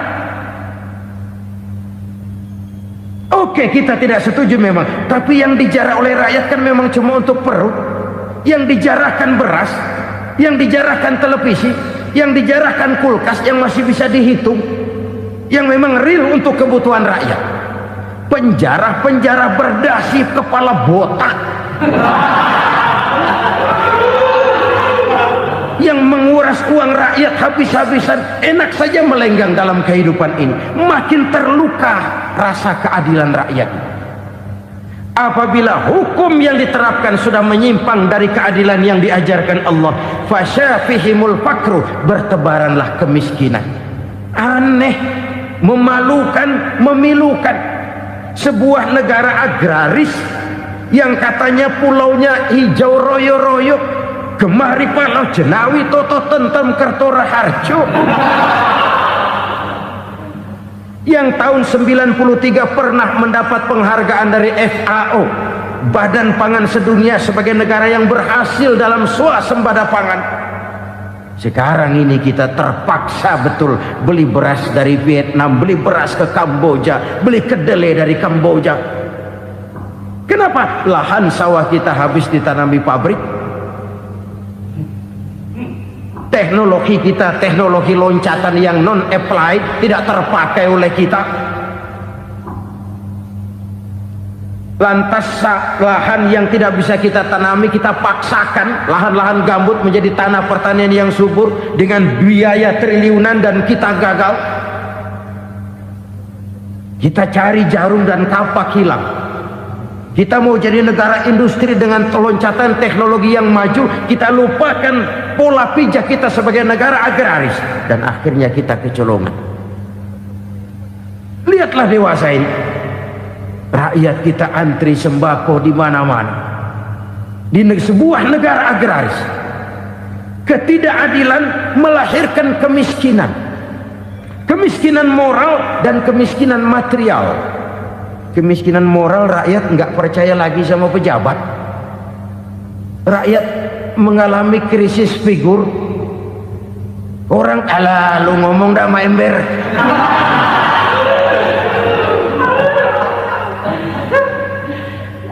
Penataran yang menghabiskan biaya miliaran itu melahirkan pejabat-pejabat korup. Pengawasan yang menghabiskan biaya miliaran itu ternyata impoten, mandul. Kemiskinan moral. Jujur saya berkata, saudara-saudara, setelah pintu reformasi dibuka, itu yang masuk memang macam-macam. Ada yang memang punya tujuan murni, konsekuen dan punya konsep. Ada yang nunggu di tikungan, begitu mobil lewat nyamber pintu, berangkat ikut reformasi. Ada yang memanfaatkan momentum, mumpung, untuk nyampein unek-unek, ngerti nggak, pokoknya ngomong. Sehingga keadaan semakin rancu, kebingungan semakin menjadi-jadi, masalah yang paling urgent tidak terselesaikan. Sekarang ini orang berpikir mendingan jadi pala ular daripada jadi buntut macan. Buntut macan memang hebat macan, tapi kalau buntutnya cuma ugel-ugel di belakang buat apa? Mendingan jadi pala ular kecil juga nyaplok. Artinya ya biar kecil juga kalau punya partai kan gagah. Lalu rame-rame bikin partai kayak bikin arisan. Orang makin mengalami dislokasi. Semua mau jadi pahlawan, semua mau nomor satu, semua ngomong. Iya kalau bidangnya, kalau bukan makin rancu. Marilah lewat kesempatan ini saya mengajak kita untuk tahu diri. Biarkan politisi ngomong politik, biarkan ekonom menata ekonomi, biarkan praktisi bicara soal hukum, biarkan rakyat munajat, istighfar, mohon pertolongan Allah. Tahu diri kita. Kalau memang ayam, kukuruyuk aja dah. Kalau memang kucing, ayo ngeong. Kalau kambing, silahkan ngembe. Udah tahu ayam, ngeong bunyinya. Suaranya palas, orang nggak ngerti, bingung makin menjadi-jadi. Ibarat kesebelasan sepak bola bangsa kita sekarang ini, rame-rame mau bikin gol, kiper ikut nyerang sekarang. Memilukan dan bahkan memalukan. Wa ma hakamu bighairi ma anzalallah illa fasyafihimul fakru. Kalau hukum yang diterapkan sudah menyimpang dari keadilan yang diajarkan Allah, bertebaranlah kemiskinan di mana-mana. Coba sekarang ini yang punya duit bingung, apalagi yang kagak punya duit. Yang pengusaha gede ngeluh, apalagi yang pengusaha pas-pasan. Yang kagak punya beras, yang punya beras saja masih bingung, apalagi yang nggak punya beras. Ini sudah demikian merata. Dulu kita kagum mendengar konglomerat kelas buadak, kelas-kelas yang seakan-akan cuma ada dalam khayalan mereka, punya kekayaan miliaran dolar, triliunan. Sudahlah, seolah-olah nggak terjangkau sama kita. Weh, ternyata yang gede-gede itu juga gede utangnya. Dan rontok satu demi satu. Ternyata rakyat selama ini cuma dialamatkan, cuma dijadikan address. Rakyat yang tidak banyak ngerti persoalan ini harus menanggung hidup ini begini berat, harus menanggung beban hidup ini begini tinggi. Daya beli semakin lemah, semakin terpuruk dan terpuruk, sedang keadaan belum juga banyak berubah. Yang hutang sama luar negeri itu kan bukan rakyat kecil, Ciano. Yang banyak nyimpen dolar juga kan Ciano. Rakyat kecil bocah kampung mah jangankan nyimpen dolar, ngelihat juga tumben. Kemana kita mesti bercermin? Sekali lagi saya mengatakan maaf, kita tidak bermaksud mencari kambing hitam. Karena itu kita tidak bicara orang, kita bicara sistem, kita bicara keadaan. Beginilah yang dikatakan Nabi, penyebab timbulnya bencana, hukum yang ditegakkan tidak lagi berorientasi kepada keadilan, tapi berorientasi kepada kepentingan. Akhirnya bentuk hukum seperti pisau, tajam ke bawah, tumpul ke atas. Hukum cuma buat rakyat kecil, tetapi kelompok menengah ke atas kadang-kadang kebal dari perlakuan hukum. Maka bertebaranlah kemiskinan. Iya, kemiskinan moral berupa lukanya rasa keadilan. Kalau rasa keadilan terluka, orang kan nunggu kesempatan, saudara. Iya, dia nggak bisa ngomong, iya dia nggak sanggup action, iya dia nggak bisa tunjuk rasa, tapi hatinya kan kapan ada kesempatan, kapan ada waktu, tunggu. Hatinya mesti begitu. Sehingga begitu ada kesempatan, terjadilah hal-hal yang tidak terhindarkan. Dan itu ekses, bukan reformasi. Jangan seperti sebuah dialog saya dengan seorang abang beca. Saya bertanya, bang, ya, abang tahu nggak reformasi? Tahu. Ustaz, apa? Pembakaran. terus penjarahan, lalu perkosaan. Itu reformasi, itu yang saya lihat. Nah, itu yang dia lihat. Saya tentu tidak menyalahkan abang beca kita, karena memang itu yang dia lihat dan sejauh itu wawasannya. Tapi ini indikasi bahwa banyak rakyat kita yang belum bisa menggunakan kebebasan secara bertanggung jawab. Padahal kebebasan tanpa tanggung jawab tirani. Sebuah contoh gampang-gampangan. Saya beli radio, saya setel di kamar saya, lalu saya bilang, ini radio gue.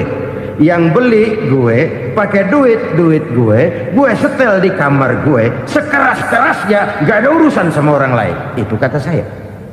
Tetapi tetangga saya sebelah rumah kan boleh juga ngomong begitu. Kata tetangga saya, ini mata gue, yang ngantuk gue tidur di kamar gue, kenapa suara radio lu nyampe kemari? Artinya apa ini? Kebebasan saya nyetel radio dibatasi oleh kebebasan tetangga saya yang mau tidur. Tidak ada kebebasan mutlak. Kebebasan mutlak tanpa tanggung jawab kembali akan melahirkan tirani, kembali akan melahirkan pemaksaan kehendak. Dan itu lagi-lagi bukan demokrasi. Saudara-saudara kaum muslimin rahimakumullah. Ini penyakit yang kedua, lukanya rasa keadilan, terutama di kalangan rakyat kecil. Itu mengendap menjadi akumulasi dan menunggu giliran kapan bisa dimuntahkan. Dengan kata lain, rakyatnya udah banyak banget makan yang perutnya jadi enak, nyelam. Kapan nunggu muntahnya? Udah begini banyak akumulasi yang mereka pendam di perut ini, sehingga ketika terjadi kesempatan itu sudah tidak terkendalikan lagi. Kita out of control. Saya tidak mentolerir sikap-sikap kekerasan. Bahkan saya lebih cenderung bahwa kalau di rumah kita banyak tikusnya saja racuni, jangan rumah dibakar. Bahwa ada korupsi, iya. Ada kolusi, memang. Ada nepotisme, tentu. Tetapi tikusnya saja racuni. Jangan rumah dibakar. Masa mau ngusir tikus bakar rumah? Tikusnya lari, tikusnya selamat, rumahnya ewes-ewes.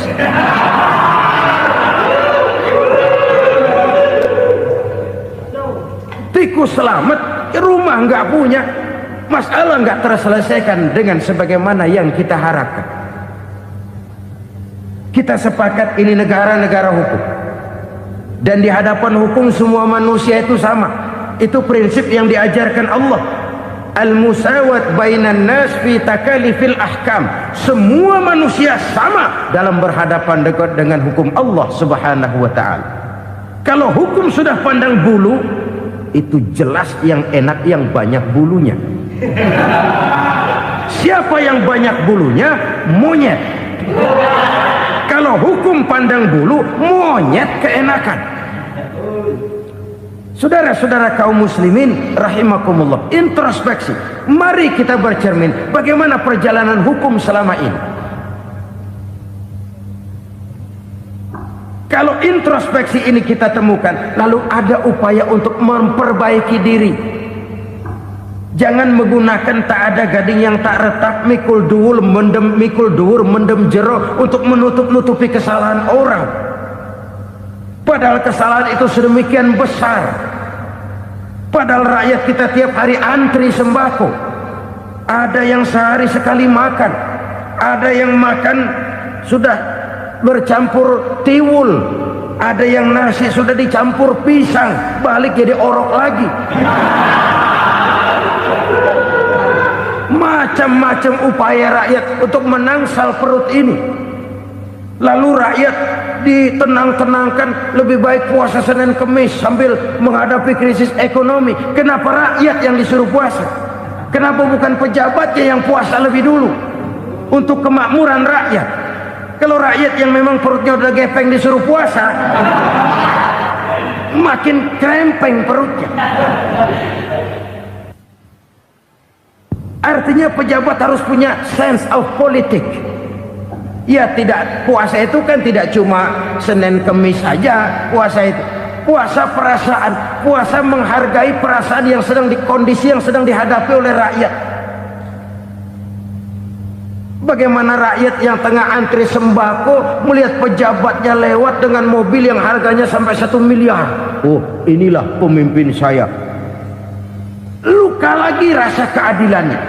Kita tidak tenggang rasa. Puasa dalam artian itu pun akan menolong menegakkan semangat kebersamaan, membentuk semangat kebersamaan.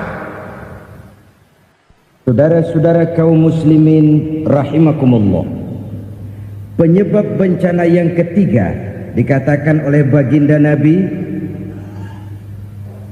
wala dhaharat fihimul fahishatu illa fasha fihimul maut.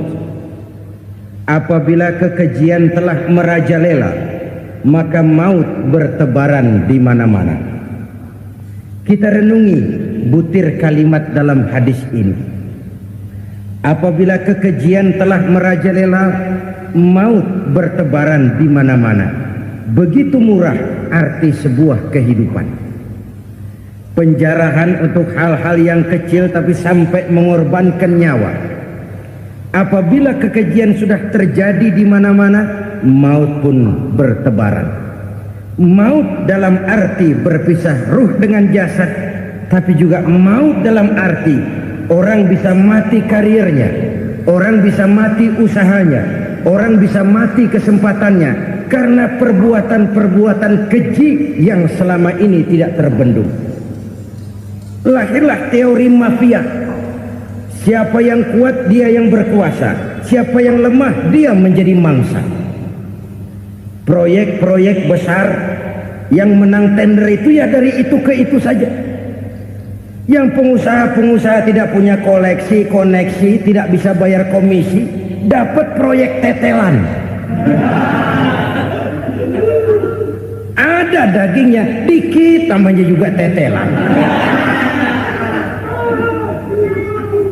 Dagingnya sudah habis disantap oleh meja. Sekian puluh meja dilalui, sekian puluh amplop dikeluarkan.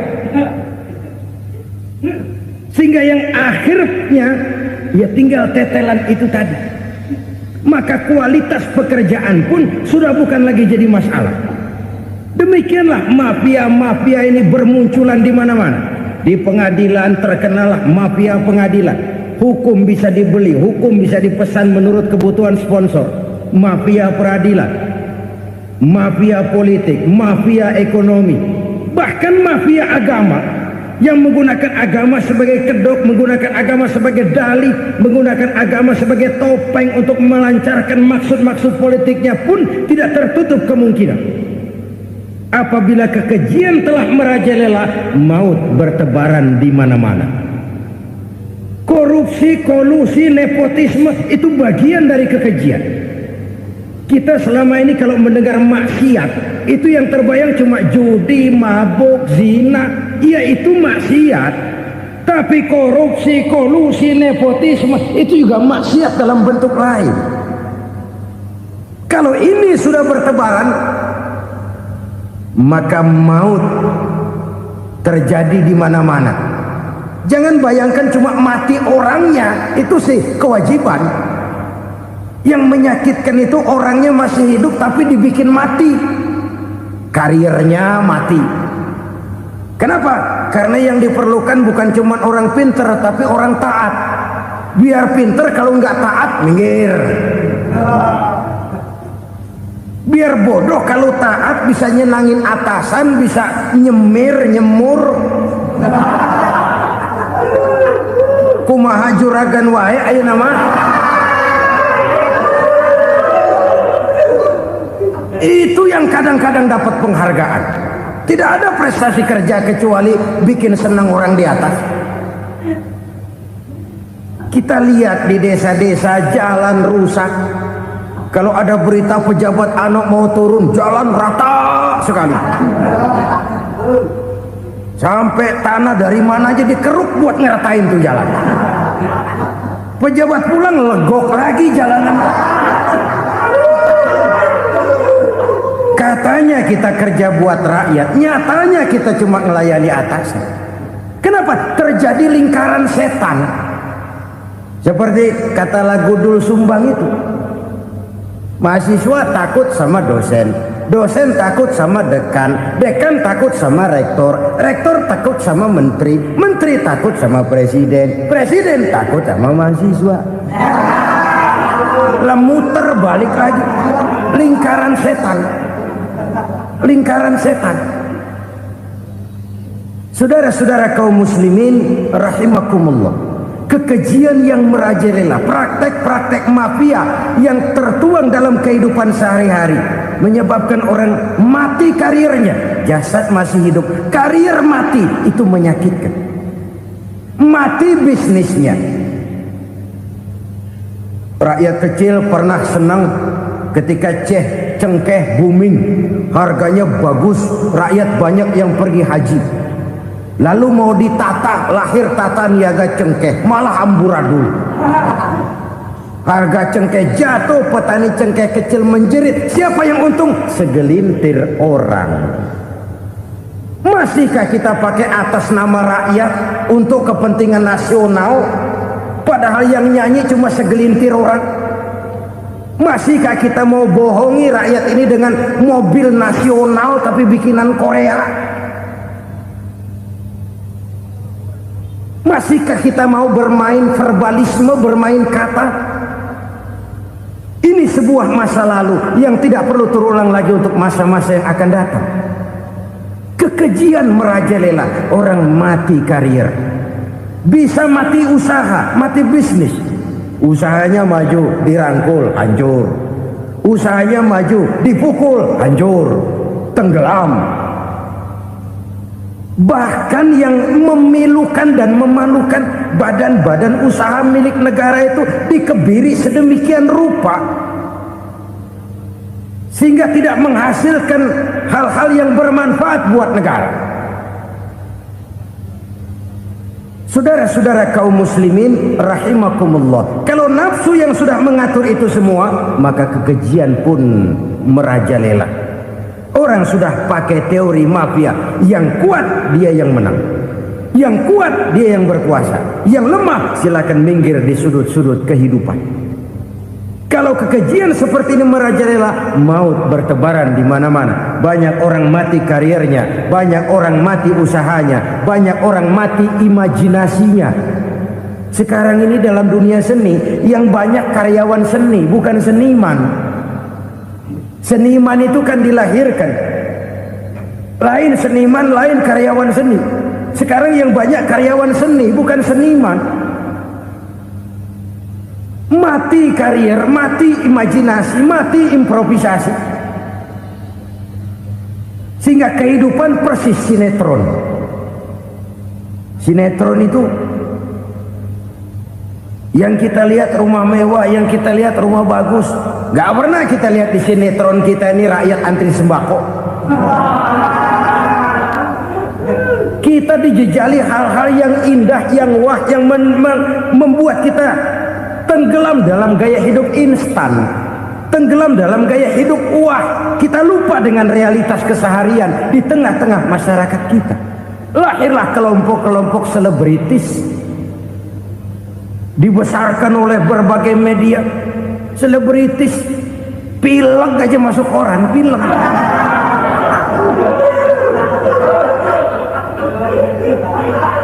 Rakyat yang pingsan antri beras nggak masuk koran. Rakyat yang semaput antri minyak nggak masuk koran. Selebritis panok masuk koran.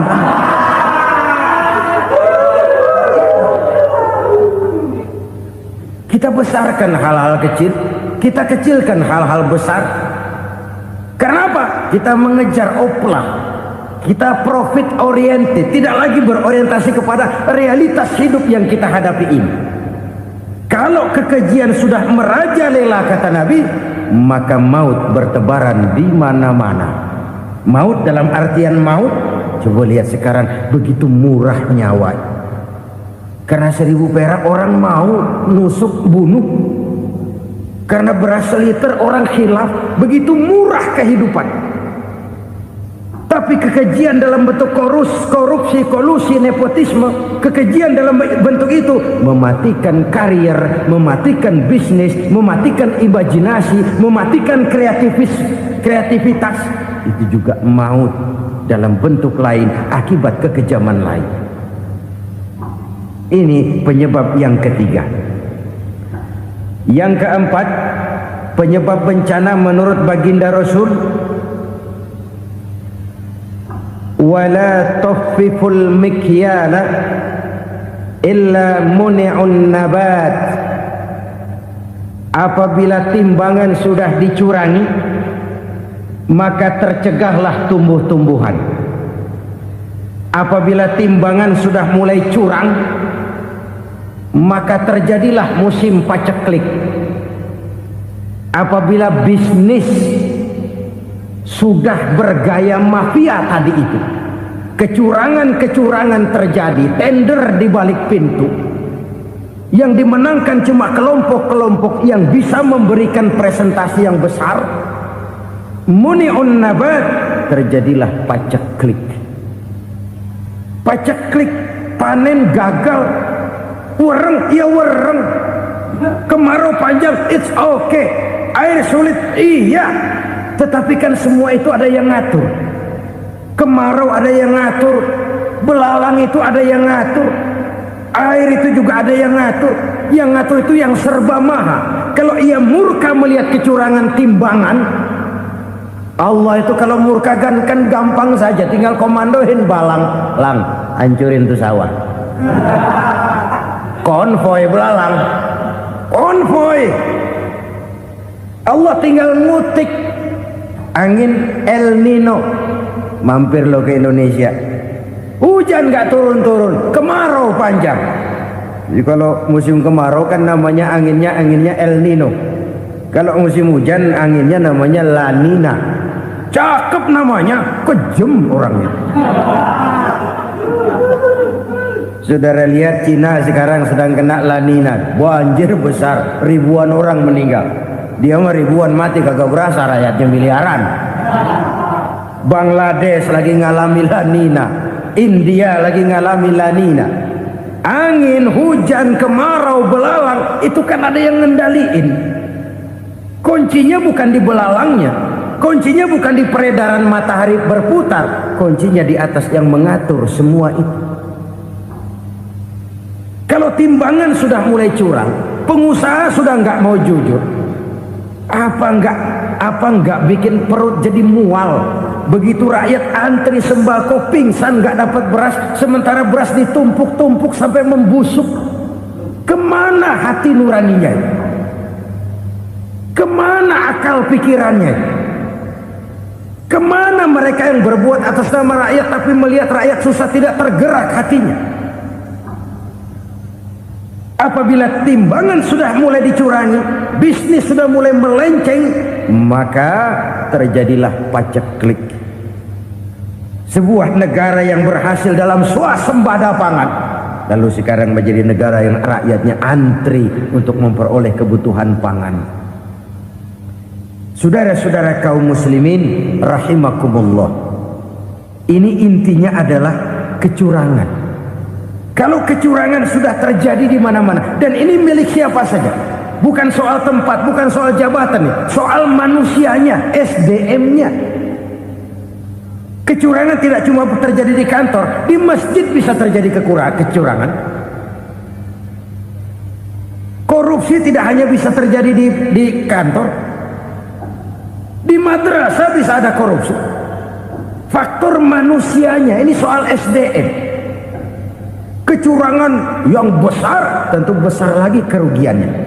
Kecurangan yang kecil, kecurangan sehari-hari, pedagang-pedagang kecil ngurangi timbangan, barang yang buruk dikatakan baik, yang baik dikatakan buruk, itu merugikan perorangan. Kecurangan yang besar merugikan bangsa dalam bentuk total, dalam bentuk seutuhnya. Nah, kecurangan-kecurangan seperti ini rakyat kan lihat, rakyat kan tahu, dan itu kembali terakumulasi di sini. Pegel.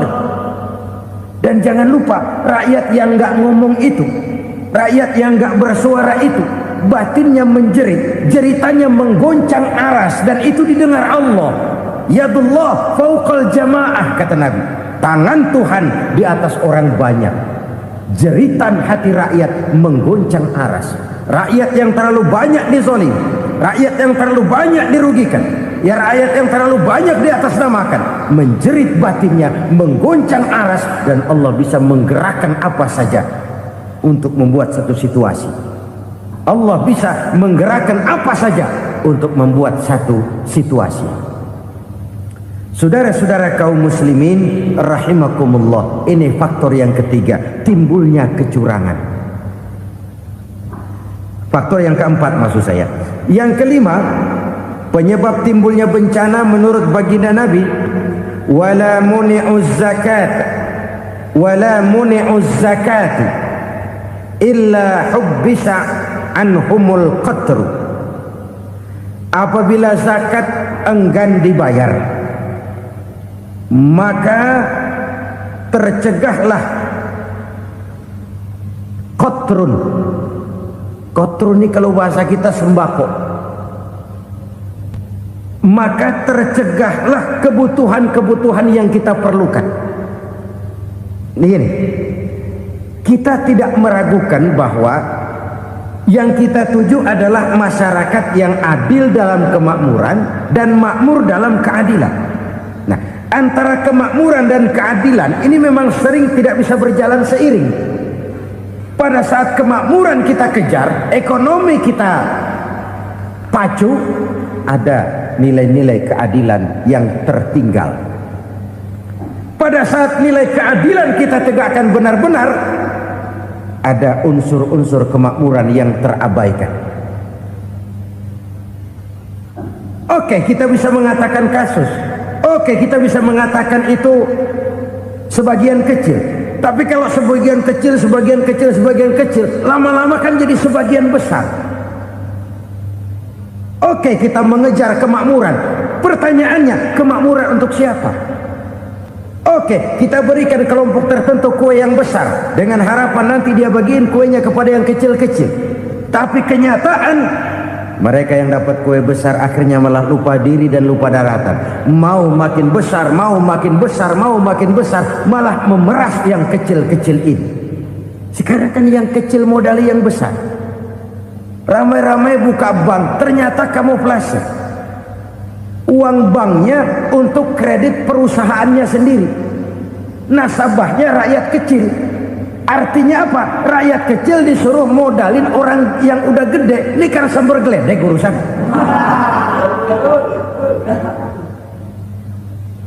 Ini kan permainan apa lagi? Rakyat kecil suruh modali yang gede. Nasabahnya rakyat kecil, kumpulkan uangnya di bank, kucurkan kredit kepada perusahaannya sendiri. Bukankah itu rakyat kecil suruh modali yang gede? Sudah begitu kejamkah kita untuk meraih keuntungan dengan mengorbankan orang kecil ini? Sudah tidak bicara lagi kah nurani kita melihat penderitaan orang yang semakin susah ini? Kalau zakat enggan dibayar, padahal zakat 2,5% saja, 2,5% saja. Kalau itu pun enggan, kalau zakat saja enggan, bagaimana pula yang namanya sedekah, bagaimana pula yang namanya infak, bagaimana pula yang namanya santunan, bantuan. Kadang-kadang lipstick nyumbang si nyumbang, cuman nyolongnya lebih gede. Ini namanya sumbangan lipstick. Buat lipstick itu kan buat ngumpetin bibir pucat. Itu fungsi utama lipstick.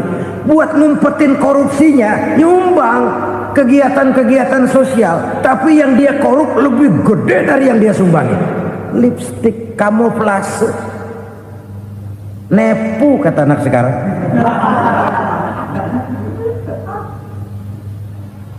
Saudara-saudara kaum muslimin rahimakumullah, demikian berat kewajiban zakat ini sampai di zaman Sayyidina Abu Bakar pernah keluar komando perangi orang yang enggan membayar zakat. Perangi, karena fungsi zakat adalah menjembatani antara si kaya dengan si miskin, Bahwa ada kemiskinan itu Qur'ani.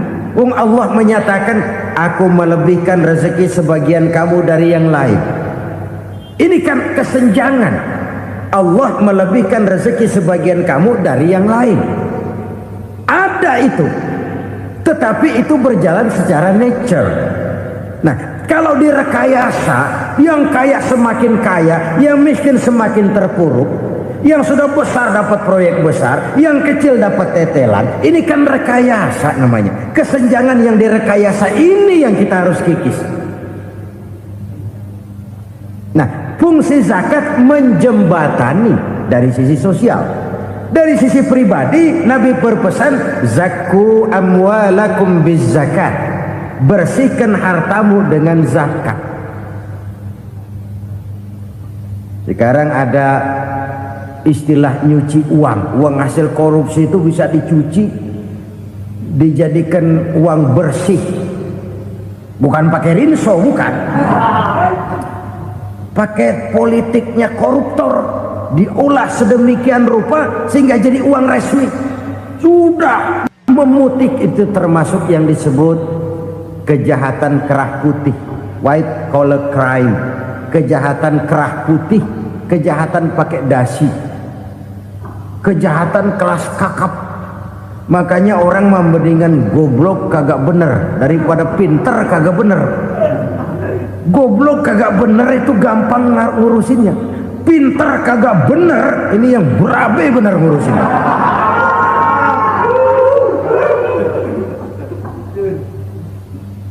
Kita bukan cuma perlu orang pinter kok di zaman sekarang. Kita perlu orang-orang bener yang punya komitmen, yang sesuai kata dan perbuatan, yang bisa merasakan apa yang dirasakan oleh rakyat, yang punya sense of politik yang tinggi, yang peka, yang penuh keterbukaan, yang punya wawasan dan pandangan jauh ke depan.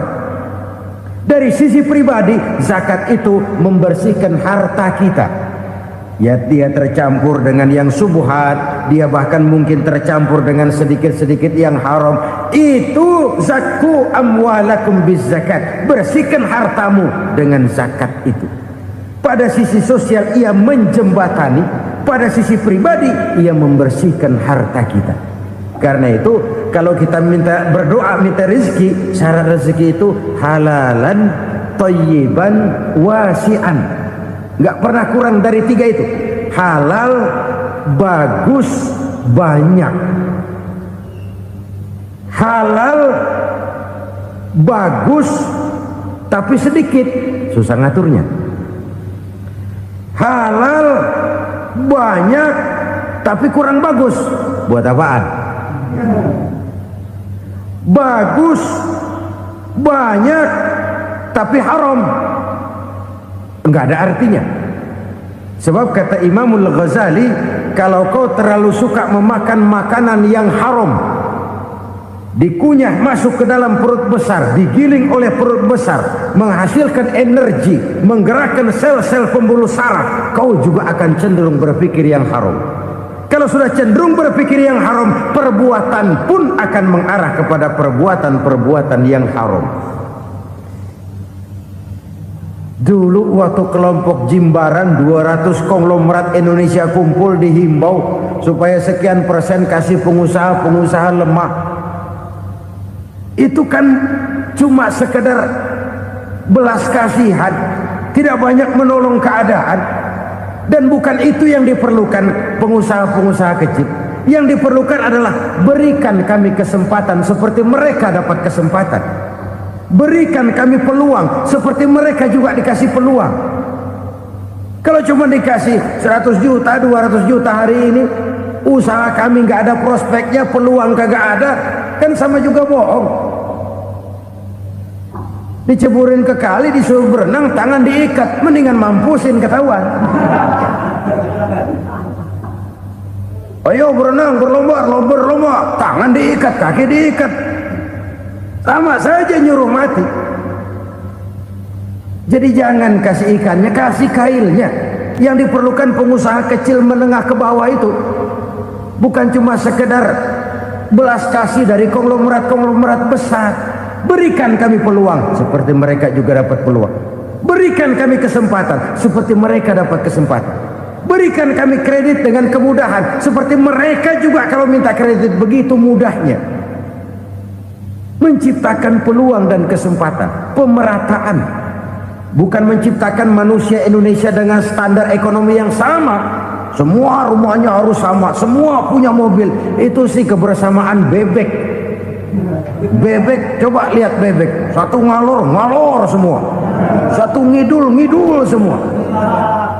Kebersamaan bukan itu. Kebersamaan adalah menciptakan peluang. Kalau yang kaya bisa semakin kaya, kenapa yang miskin tidak bisa ikut naik jadi sedikit kaya? Kalau pengusaha yang sudah kuat bisa bertambah menjadi kuat dengan proyek mega proyek, kenapa yang menengah tidak bisa ikut menjadi kuat? Dan kenapa kekejian itu merajalela? Kita dengar lewat berita-berita PLN tekor, PLN hutang. Kenapa? Dia beli listrik dari swasta yang belinya lebih mahal daripada penjualannya. Artinya dia beli itu listrik dari perusahaan listrik swasta, dia jual kepada rakyat lagi. Harga jualnya lebih murah daripada dia beli kepada swasta. Kenapa? Ada tekanan lagi tuh. Biasa siklus lagi. Hukum Boyle. Atas neken, paling bawah gepeng. Ya kita nih rakyat kecil, emang nasibnya gepeng terus.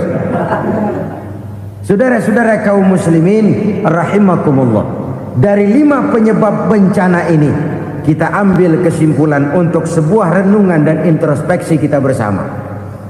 Pertama, mengingkari janji, padahal janji itu yang lebih tinggi nilainya adalah di hadapan Allah Subhanahu wa ta'ala. Baik wakil-wakil rakyat di parlemen maupun pemimpin-pemimpin rakyat di dalam kabinet, apabila memangku suatu jabatan, selalu mereka mengawali dengan sumpah, dan sumpah itu dimulai dengan demi Allah. Sadarkah kita pada saat itu kita ucapkan bahwa kita sudah mempertaruhkan Allah untuk jabatan yang kita pegang? Kita sudah mempertaruhkan nama Allah untuk posisi yang dipercayakan kepada kita. Sadarkah kita bahwa menyia-nyiakan itu satu dosa yang sangat besar, yang tidak hanya kepada Allah tetapi juga kepada rakyat yang kita wakili, kepada rakyat yang kita pimpin. Cukuplah sudah rakyat dijadikan adres, umat dijadikan alamat sebagai numpang. Marilah kita kembali kepada komitmen awal dengan jujur kepada janji kita sendiri. Lalu yang kedua, kekejian, baik berupa korupsi, kolusi, nepotisme, dan perbuatan-perbuatan lain akan melahirkan kemiskinan. Kekurangan pangan bukan satu-satunya yang menyebabkan rakyat menderita. Lukanya rasa keadilan terakumulasi di hati rakyat, dan jeritan hati rakyat mengguncang aras. Kalau Allah murka, Allah bisa melakukan apa saja untuk menciptakan suatu kondisi. Faktor yang ketiga adalah praktek mafia menebarkan maut, baik orang yang mati jasad dan rohaninya maupun orang yang mati karirnya, mati kejujurannya, mati usahanya, mati imajinasinya. Hilang kreativitas kita sebagai bangsa. Faktor yang keempat, kecurangan-kecurangan di bidang usaha, di bidang tender, mengandalkan menjual kekuasaan. Dan memang repot kalau penguasa jadi pengusaha. Mau atau tidak mau, kebijakan-kebijakan kekuasaannya akan memperkuat jaring-jaring usahanya. Dan pada saat itu objektivitas sulit ditemukan lagi. Lalu yang kelima, keengganan membayar zakat, menumpuknya kekayaan negara pada kelompok-kelompok tertentu. Ini akan melahirkan paceklik yang berkepanjangan. Menumpuknya kekayaan dan harta negara pada kelompok-kelompok tertentu akan melahirkan paceklik dan kemiskinan yang berkepanjangan.